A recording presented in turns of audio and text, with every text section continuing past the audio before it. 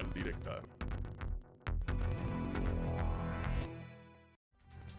Y vamos ahora a la línea telefónica. El doctor Roberto Castellán está en la misma con su colaboración de esta semana. Muy buenos días, doctor. Qué gusto saludarlo. ¿Qué tal, Sonia? Muy buenos días. El gusto es mío. Muy buenos días, Edgar, y a todos nuestros radioescuchas y televidentes del Sistema Universitario de Radio y Televisión. Espero tengan una muy buena semana, muy buen inicio de semana. Pues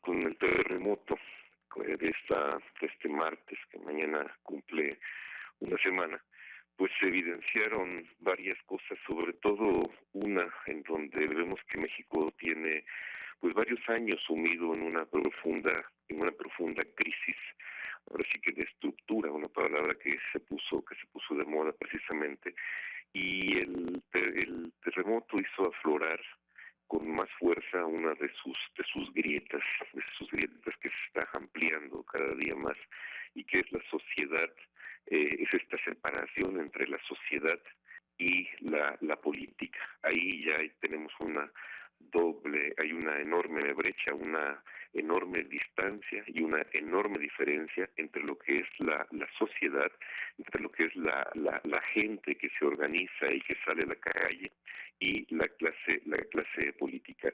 Podríamos decirlo que la sociedad civil espontánea o primero y organizada después, no se corresponde para nada a la clase política que la gobierna, a la clase política que usufructúa los impuestos que van a parar a las arcas de partidos políticos, a las arcas de funcionarios, a las arcas de instituciones gubernamentales. Nosotros podríamos preguntar si la gente o cualquiera de nosotros, si encontramos alguna similitud entre la sociedad, ya lo dije, espontánea o organizada, que sale a la calle y que se mueve por el bien común, con la clase política que solo se exhibe para defender sus privilegios.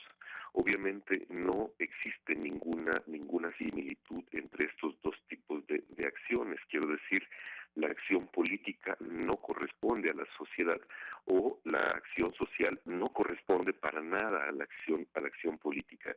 En este caso estoy diciendo que los políticos están ajenos completamente a la acción de lo social, e hicieron de la política una especie de profesión ajena, alejada, distante de lo que requiere la sociedad civil.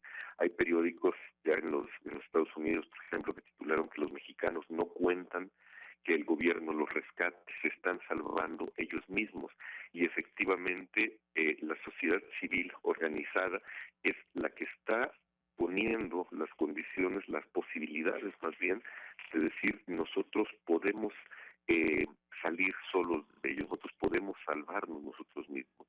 Sin embargo, esto representa un problema muy serio, porque se puede pensar por ahí que pueden surgir opiniones o acciones que se planteen para qué sirve la política, o para qué sirve el hacer política.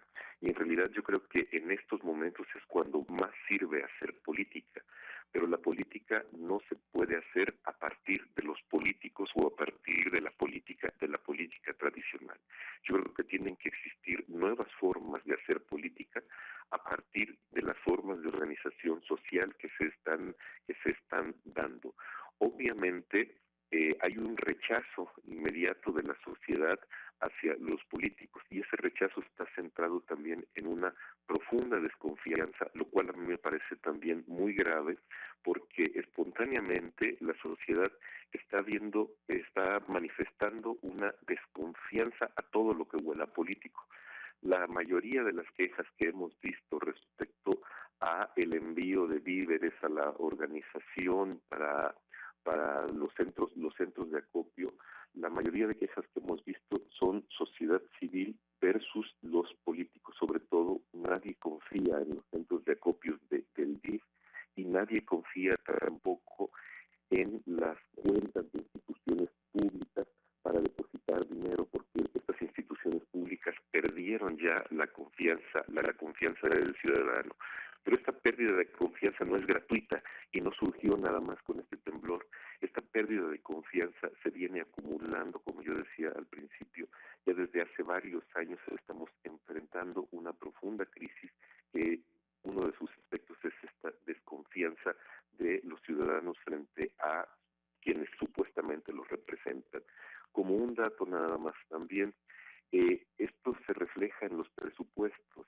El crecimiento presupuestal desde que Peña Nieto toma la presidencia ha crecido, por ejemplo, en educación el 9.41%, en salud el 7.45% y para los partidos políticos el 30.34%. Este crecimiento presupuestal tan desproporcional obviamente se refleja en ese malestar, en esa desconfianza, en esa incredulidad de la sociedad frente a sus políticos. No es posible que en un país como México, con tantas carencias, con tantas crisis que hemos estado viviendo en los últimos años, aumente más su presupuesto hacia los partidos políticos para que se beneficie una clase política que para la educación o para la salud. Por otro lado, los partidos políticos han tenido sus propias estrategias de trabajo, sus alianzas electorales, sus formas de organización que lo llevan poco a poco a seguirse distanciando de la sociedad, con un INE que también es una especie de instancia que regentea esas acciones, pero todo ello separado de la sociedad. Insisto, no hay una sola correspondencia entre las acciones de la sociedad y lo que hacen los partidos políticos. Toma la pala y ponte a trabajar, como le gritaron a Peña Nieto antes de que los elementos del Estado Mayor Presidencial agredieran a donde creyeron que había surgido ese grito. Ese grito de toma la pala y ponte a trabajar refleja precisamente lo que piensa la sociedad de los políticos y de los partidos políticos. La sociedad requiere que los partidos se pongan a trabajar de la mano con esa sociedad.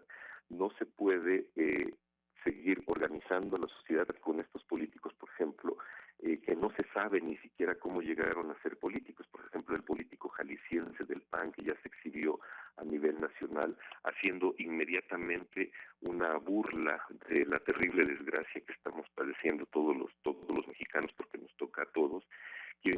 Este político fue diputado local y fue diputado federal ya, no es un improvisado, está dentro de la política desde hace mucho tiempo. Sin embargo, uno puede pensar cómo llega a ser político, cómo llegan a ser político, a cobrar los sueldos que cobran, los salarios que cobran, ese tipo de personas que se burlan de las desgracias de los mexicanos. Termino diciendo que mañana es un aniversario más de las desapariciones y la agresión, la desaparición forzosa de los estudiantes de Ayotzinapa, y que son fenómenos que también, junto con este tipo de fenómenos naturales, están evidenciando que México vive una crisis que, si no hay capacidad, sobre todo de los políticos, para solucionarla, para evitar ese distanciamiento, para evitar esa diferencia entre sociedad y política, esa brecha se puede ampliar y crear un verdadero terremoto político que puede a lo mejor no tener muy buenas consecuencias para México. La política es necesaria, pero la política bien hecha, dedicada al servicio de los ciudadanos. Ese es mi comentario para el día de hoy. Muchas gracias, doctor. Pues dos temas sin duda importantes, el cómo reaccionó la sociedad y esto que usted nos menciona, un montón de centros de acopio, más bien ya organizados, administrados e incluso los traslados vigilados por los propios ciudadanos, y esta otra parte que usted nos comenta, pues lamentablemente llegamos al tercer aniversario sin una sola respuesta por parte de las autoridades. Muy buenos días. Efectivamente, buenos días. Muchísimas gracias. Muchas gracias, buen día. Ahí está el doctor Roberto Castellán. Nosotros hacemos una pausa y regresamos con más información.